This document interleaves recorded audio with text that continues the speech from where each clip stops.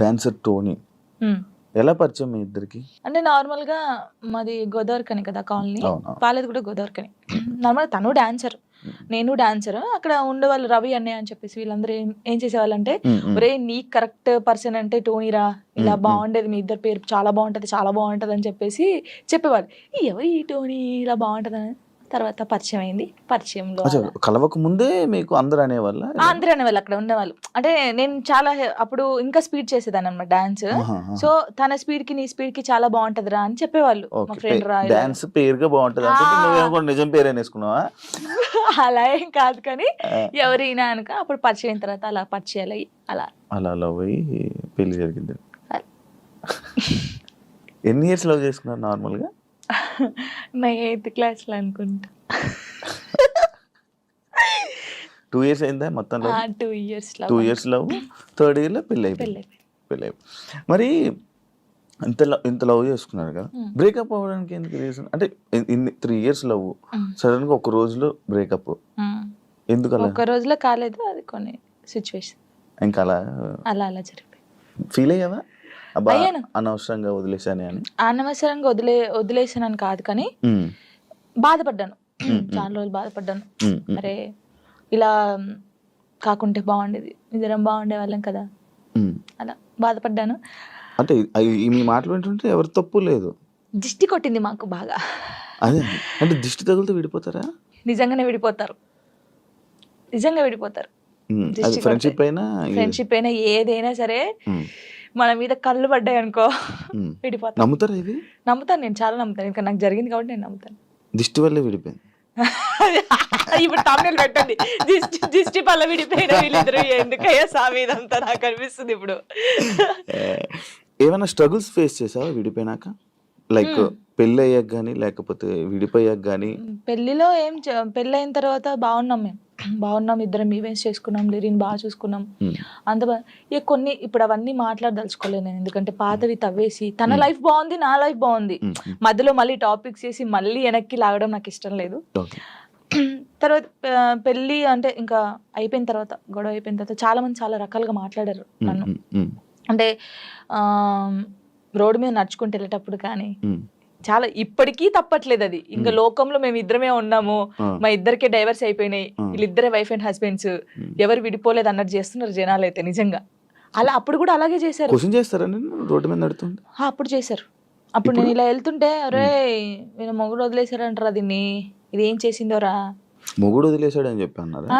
ఇలా వదిలేసిన తర్వాతనే కదా నాకు ఎక్కువ అయిపోయింది. అలా చాలా స్ట్రగుల్స్ పడ్డాను. ఎవరున్నారు నీకు సపోర్ట్ గా అప్పుడు? Mummy daddy. అమ్మ నాన్న ఏమన్నారు? మా మమ్మీ డాడీ అసలు, మా డాడీ గురించి చెప్తేనే ఏడిపోతుంది నాకు. అంటే మా డాడీ ఎలా అంటే, వీళ్ళకి ఎలా ప్రేమ చూసుకోవాలో తెలియదు మా మమ్మీ డాడీకి. ఫస్ట్ ఆఫ్ ఆల్ మా డాడీ గురించి నేను ఎప్పుడు ఎక్కడ మాట్లాడలేదు. ఇక్కడ అంటే అందరూ లవ్ యూ డాడీ, ఇప్పుడు ఈ జనరేషన్ లో అప్పుడు వాళ్ళకి తెలియదు. ఇప్పుడు మనం ఏడ్చినా ఎందుకు ఏడుస్తున్నావు, ఇది కావాలా, ఇట్లా. ఫస్ట్ మా డాడీకి సారీ అని చెప్పాలని ఉంది గట్టిగా, హగ్ చేసుకొని. కానీ ఆయనకి ఆ ఫీలింగ్స్ ఉండవు, అంటే తెలియదు. చెప్పినా కూడా ఎందుకు ఏడుస్తుందో అంటాడు. మా మమ్మీ కూడా అంతే. నేను లవ్ మ్యారేజ్ చేసుకొని వెళ్ళిపోయినప్పుడు కూడా చిన్న మాట అనలేదు నన్ను, చిన్న మాట. ఎందుకు చేసుకున్నావు ఆయన అడగలేదు. మేమిద్దరం కలిసి ఇంటికి వెళ్ళినప్పుడు సారీ డాడీ అని చెప్పి ఇంట్లోకి వెళ్ళిపోయాం అంతే. ఎంత బాగా చూసుకున్నాడు మా ఇద్దరిని తెలుసా, ఇంత మాట కూడా అనలేదు ఎప్పుడు. నాకు ఆయన వద్దు డాడీ అన్నప్పుడు ఏమనలేదు, మళ్ళీ కావాలి డాడీ అన్నప్పుడు ఏమనలేదు. నిజంగా మా డాడీ దొరకడం నాకు చాలా అదృష్టం. ఆయన గురించి ఎప్పుడు ఎక్కడ మాట్లాడలేదు నేను, ఫస్ట్ టైం మాట్లాడుతున్నాను. ఐ లవ్ యూ డాడీ అంతే. అంటే ఒక అమ్మాయికి ఒక డాడీ సపోర్ట్ ఎంత ఉండాలో కానీ నాకు మా డాడీ ఫ్రెండే. ఇద్దరం కూర్చుంటాం, మాట్లాడుకుంటా ఉంటాం బాగా. రాత్రి కూర్చుంటారు, తాగుతా ఉంటాను, నేను పోస్తా సిట్టింగ్ చేసుకొని కూర్చొని మంచిగా మాట్లాడుతా. మా డాడీ నాకు ఎప్పుడు ఫోన్ చేయడు, మా మమ్మీ డాడీ అసలు నాకు ఫోనే చేయరు. ఒక అమ్మాయిగా బయటకి ఇంత తిరుగుతానా అంటే వాళ్ళకి తెలియదు, ఏం చేస్తున్నావు, ఎక్కడున్నావు, అయిపోయిందా, అసలు ఫోనే ఉండదు. వెళ్ళింది చేసుకుని వస్తాను, తనకు తెలుసు. 3 months ఒకసారి మా డాడీ ఫోన్ చేస్తే ఏడుస్తాను ఫుల్. స్క్రీన్ షాట్ పెట్టి స్టేటస్ పెడతాను, మా డాడీతో ఇంతసేపు మాట్లాడాను. మొన్న నార్మల్గా ఏడుపు వచ్చేస్తుంటుంది నార్మల్గా, లేకపోతే అంటే ఒక టాపిక్ ఇక్కడ పెయిన్ ఉంటది కదా, ఇప్పుడు డాడీ గురించి తీసినాకనే పెయిన్ వచ్చింది. అవును, మా అవును. డాడీతో నేను అంత ఉన్నాను, మా డాడీతో టైం స్పెండ్ చేయలేకపోతున్నాను.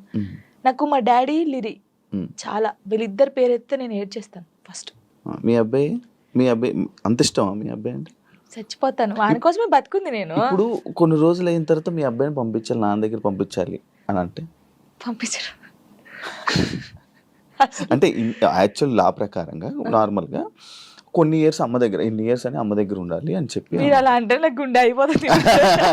లేదు, జనరల్గా అడుగుతున్నా. లిరి వెళ్ళడు, అమ్మ కాడే ఉంటా అని చెప్తాడు. షూర్.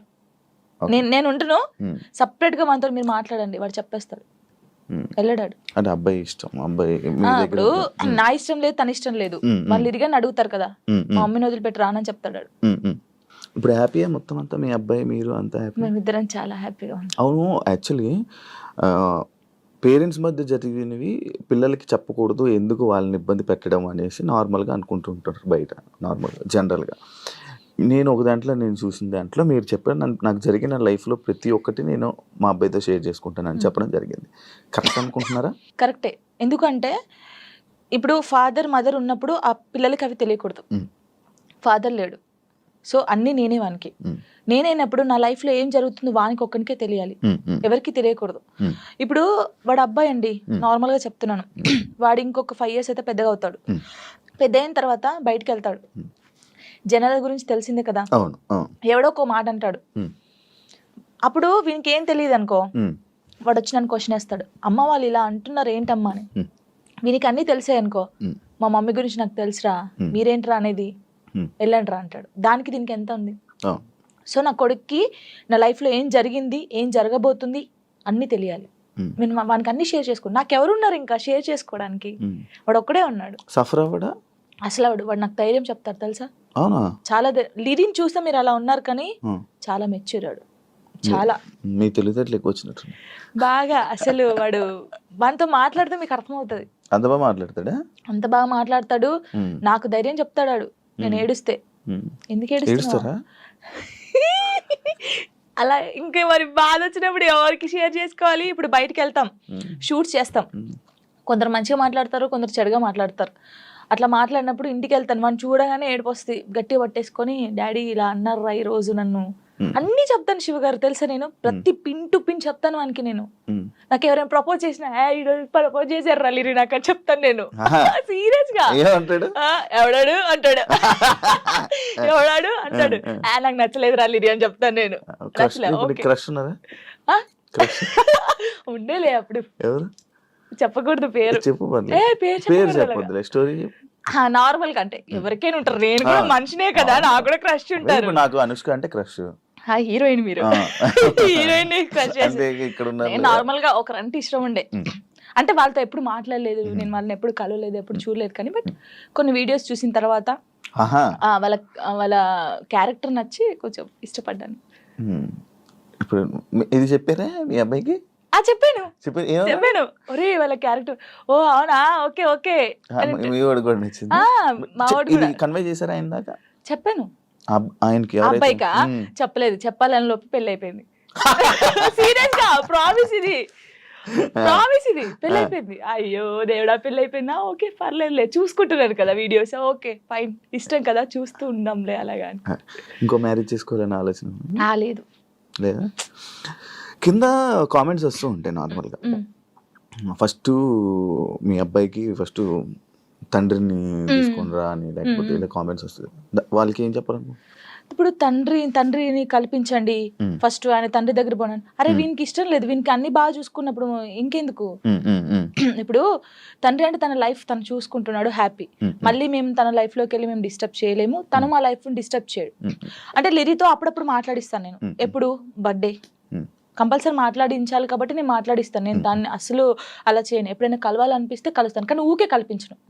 ఎందుకు ఇక్కడ ఏమైతుందంటే, ఊకే కల్పించిన కొద్దీ ఏదైనా ఒక వీడియో బయటకు వస్తే ఇంకా వైరల్ అవుతుంది. అది మేము బాగుంటుంది, ఇప్పుడు మా లైఫ్ బాగుంటుంది, తన లైఫ్ బాగుంటున్నప్పుడు ఇంకా మధ్యలో ఇవన్నీ వద్దు. సో లిరికి చెప్పాను, లిరియే చెప్తాడు, వద్దులే అమ్మా మనం బాగున్నాం కదా, బర్త్డేకి ఫోన్ చేస్తాడు, నేను మాట్లాడతాను అంతే. ఇప్పుడు ఎక్కడ ఉంటున్నారు? లిజి నాతోనే ఉంటాడు. ఇప్పుడు హైదరాబాద్ హైదరాబాద్ ఫుల్ పూర్తిగా షిఫ్ట్ అయిపోయారా? షిఫ్ట్ అయిపోయాను. మనోడు ఏం చదువుతున్నాడు? ఇప్పుడు 5th క్లాస్ ఆడు. 5th క్లాస్ వాడికి ఇన్ని మాటలు చెప్తున్నా? పర్లేదు. అంటే వాడు చిన్నప్పటి నుంచి నన్ను చూస్తున్నాడు కదా, చూస్తున్నాడు కాబట్టి వానికి అన్ని తెలుసు. ఇప్పుడు ఒక అంటే వానికన్నా ఎక్కువ నేను మిస్ అవుతాను అనమాట. వాడు చెప్తా ఉంటాడు అందరికి, నాకన్నా మా మమ్మీకి నేను మిస్ యూ చెప్తానే ఉంటాను అనమాట. 5 days వెళ్తాం మనం షూట్కి, అలా అప్పుడప్పుడు మిస్ అవుతాను. వాడు కూడా మిస్ అవుతాడు బాగా. మా ఇద్దరిని చూస్తే నువ్వు షాక్ అవుతావు. అమ్మ కొడుకులా ఉండం, ఫ్రెండ్స్ లా ఉంటాం. వాడు ఏదో నాకు ఇక్కడికి ఉంటాడు, హైటాడు ఇక్కడికి ఉంటాడు. చెప్పుకోవచ్చు బాధలు, చెప్పుకోవచ్చు బాధలు. వాడు ఇంకొంచెం పెద్దగా అయితే నేనైతే వాడిని పట్టుకొని నా కొడుకు ఇట్లా ఇది ఈ మూవీ ఉంటది కదా రవితేజదున్న, అది నీవే సాంగ్, అలా ఉంటాం మేమిద్దరం. అలా ఉంటాం చూడండి కొంచెం అయితే. ఇంకా అంతే.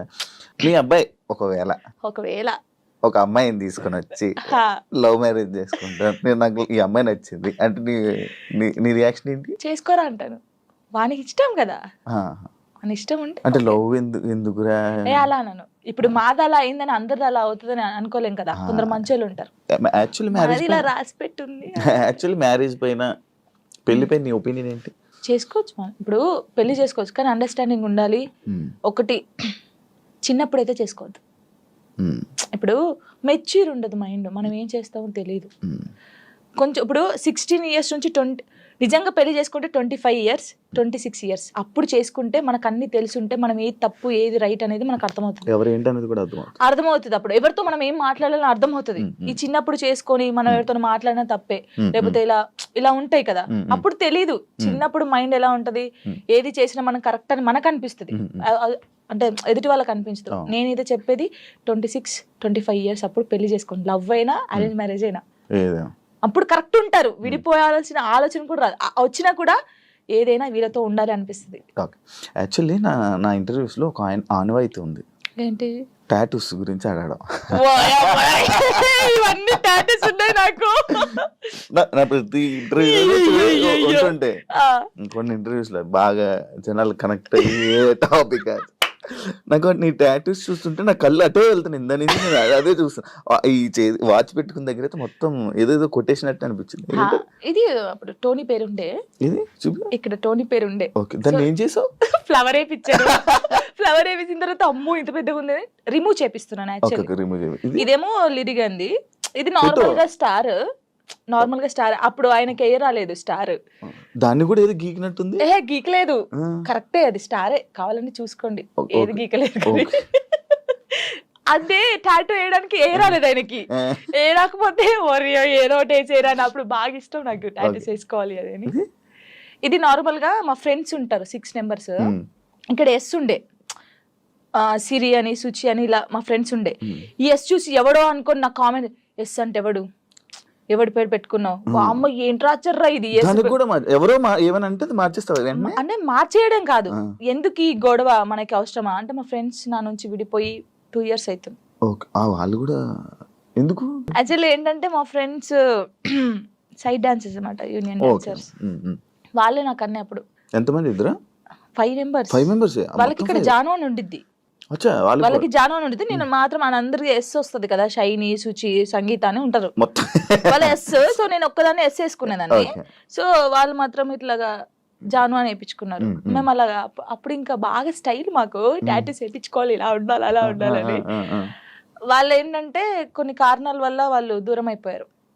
నేను వీళ్ళతో మాట్లాడడం ఇష్టం లేదు కొందరికి, మాట్లాడడం వాళ్ళకి ఇష్టం లేదు. వాళ్ళు ఏం చేశారు, నా కోసం, నా హ్యాపీనెస్ కోసం, మనం ఉంటే జాను హ్యాపీ ఉండలేకపోతుంది, వాళ్ళు ఏమని చూసుకోలేకపోతున్నారు అని చెప్పేసి నా మీద ఒట్టేసి వెళ్ళిపోయారు. ఇప్పటికి 3 years అవుతుంది, కనీసం నాకు ఫోన్ చేయరు. నా బర్త్డేకి మాత్రం ఇప్పుడు నేను ఇంటర్వ్యూ చేస్తున్నాను కదా, ఇది చేసేది కూడా వాళ్ళకి తెలుసుకుంటారు పక్కన ఉన్న వాళ్ళని, జాను ఎలా ఉంది, ఎక్కడ ఉంది అనేది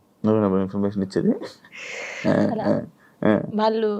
ఇంకా నాకు అమ్మ నాన్నకన్నా ఎక్కువ, కానీ ఏదో రోజు కలుస్తారనుకుంటున్నా.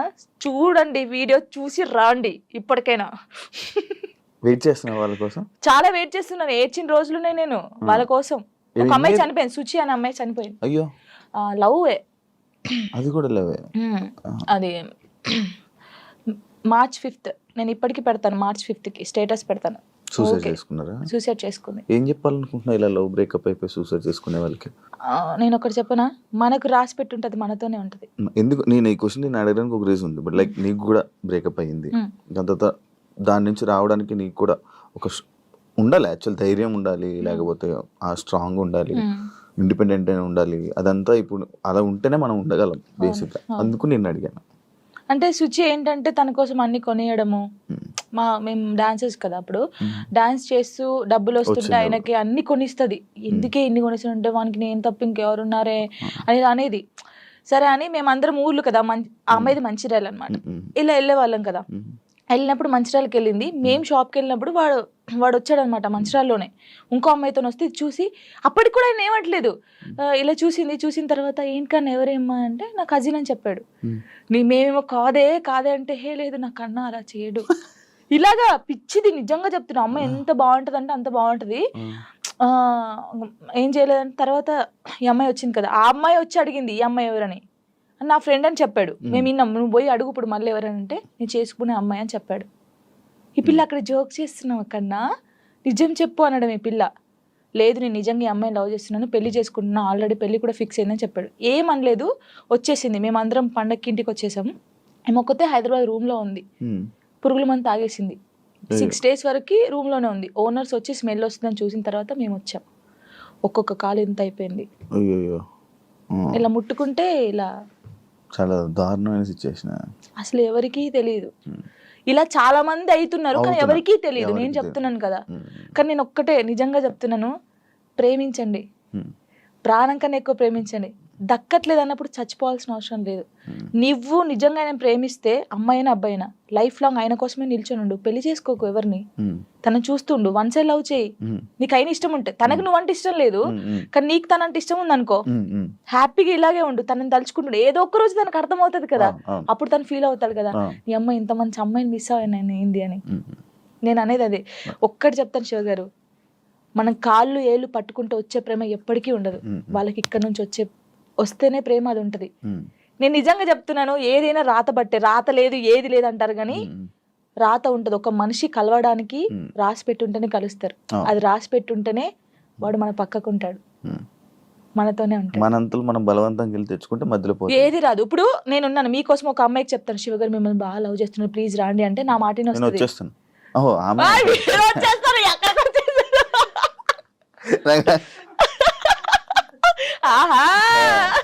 అప్పుడప్పుడు ఇలాంటి ఉండాలి. అలాగా ఒకరు చెప్తే వచ్చే ప్రేమ కాదు, మనం బతిల్లాడితో వచ్చే ప్రేమ కాదు, ఇక్కడ నుంచి రావాలి. వస్తుందని వెయిట్ చేస్తాను. అవును, నువ్వు రీసెంట్ గా అమరాన్ మూవీ చూసావు కదా, ఏడ్చావు కదా నువ్వు. అంటే ప్రతి ఒక్కరూ ఆ మూవీకి వెళ్ళి ఏడుస్తున్న ఒక రీల్ పెడుతున్నారు రీసెంట్గా ట్రెండ్. అంటే ఇలా పెడుతున్నారని చెప్పి నువ్వు ఏడ్చి పెట్టావా, లేకపోతే అసలు ఏం కనెక్ట్ అయ్యి నువ్వు దాంట్లో? ఆ మూవీ అంటే ఇప్పుడు నా కళ్ళకి వాటర్ వస్తున్నాయి. అది ఏంటి, అది నేను చూడలేదు. అంటే నేను ఇన్ని మూవీస్ చూసాను, నాకు సాయి పల్లె అంటే చాలా ఇష్టం. ఈ ముగ్గురు అమ్మాయి, ఎందుకంటే నేను తనలా ఉండాలి, తనలా క్యారెక్టర్ ఉండాలి నాది, తనలాగా స్ట్రాంగ్ గా ఉండాలి, తనలాగా డాన్స్ చేయాలి, తనలాగా యాక్టింగ్ చేయాలి, నాకు చాలా పిచ్చి. మూవీ చూస్తారు, అందరు బాగుంది అన్నారు, సరే పోనీ లే చూద్దామని పోయాం. అది నేను తీయలేదు, వీడియో కార్తిక్ గారు తీసాడు నేను ఏడుస్తుంటే.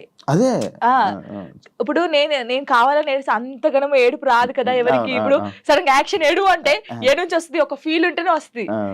చూస్తున్నాను, ఎక్కడ కనెక్ట్ అయ్యానంటే ఆ పిల్ల వాడు వద్దు మన ఇద్దరికి సెట్ కాదు ఇంకా అని చెప్పేసి ఫోన్ కట్ చేసి వెళ్ళిపోద్ది. వాళ్ళ డాడీకి చెప్తాది కదా, తను నాతో ఉన్నా లేకపోయినా తను నా మనసులో పెళ్లి చేసుకున్నాను, నా మనస్ఫూర్తి పెళ్లి చేసుకున్నాను, తను నాతో ఉన్నా లేకపోయినా తన కోసమే ఇలా ఉంటానని. అబ్బా కరెక్ట్ కాదు, ఆ సిచ్యువేషన్ కనెక్ట్ అయ్యి ఏడ్చావా? అసలు మూవీ ఎలా ఉందంటే, ప్రేమించినోడు ఎప్పుడు పక్కకే ఉండాల్సిన అవసరం లేదు.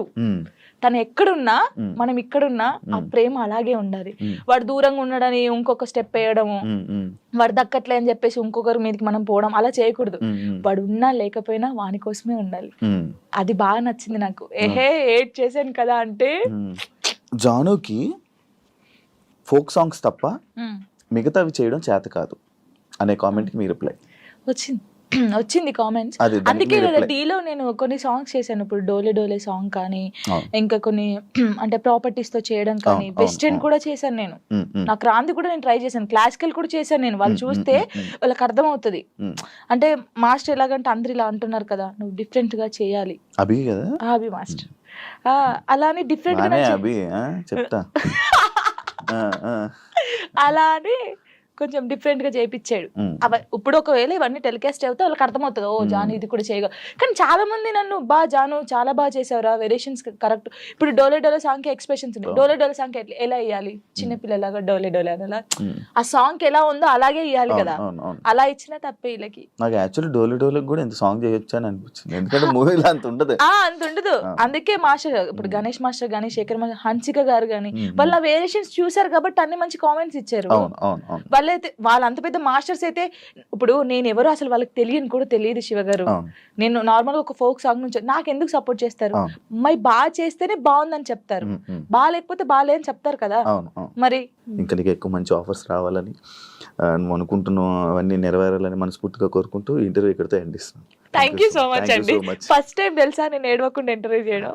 నేను అవునా, అంటే డాడీ గురించి కొంచెం Daddy ఎమోషనల్, గురించి, కానీ చాలా మంది ఊకే ఏడుస్తారు అంటారు కదా, ఏడవకుండా స్ట్రాంగ్ గా చేశాను.